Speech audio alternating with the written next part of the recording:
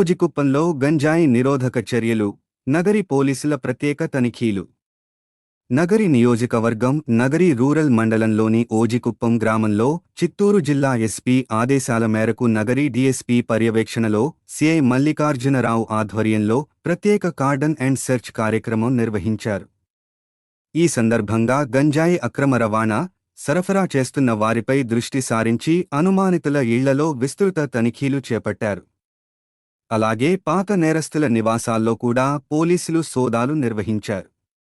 ఇక నేరాలను అరికట్టేందుకు ఆధునిక సాంకేతిక పరిజ్ఞానం వినియోగంలో భాగంగా నగరి అర్బన్ పోలీస్ స్టేషన్కు డ్రోన్ కెమెరాను జిల్లా ఎస్పీ అందజేశారు. ఇకపై అనుమానిత ప్రాంతాల్లో డ్రోన్ కెమెరాల ద్వారా నిఘా పెంచి నేరస్తులను గుర్తించి పట్టుకుంటామని అధికారులు తెలిపారు.